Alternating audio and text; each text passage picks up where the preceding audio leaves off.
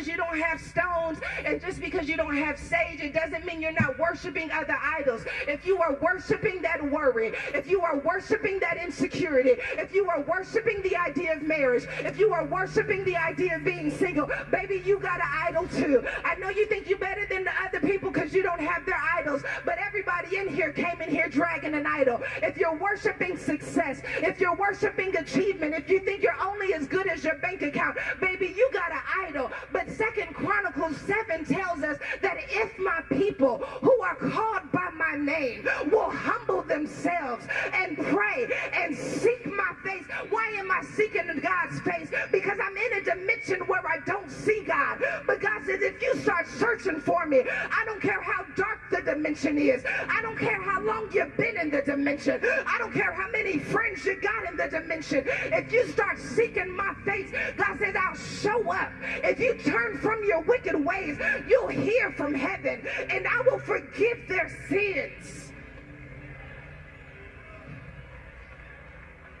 I hear God saying, come out of the sunken place.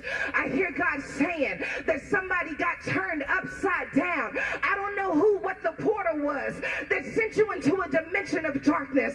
I don't know what the portal was that sent you into a dimension of ego. I don't know what the portal was that sent you into a dimension of bitterness. But I hear God saying there is no dimension dark enough to keep me from finding you. There is no dimension wide enough to keep me from coming to you. But God says, I won't come unless you call. I won't betray our covenant. But if you call me, I'll answer. If you seek for me, I'll show up. I feel like preaching in this place because I understand what happens when we begin to call on the name of God.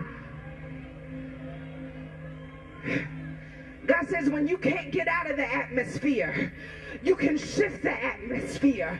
When you begin to shift the atmosphere, God, I can't break the addiction on my own. Have you ever seen somebody drunk but calling on the name of God? You can discredit them if you want to, but they recognize I'm in a dimension I can't get out of. God, if I could put it down, I would. But since I can't put it down, I'm asking you to meet me right where I am, in this dimension, right where I am, in this brokenness, right where I am, in this pain. Doesn't want you to be worried because he will take care of that thing. God doesn't need you to have it all figured out because he already has a plan and an exit strategy. When you allow your worrying to decrease, then his power can increase.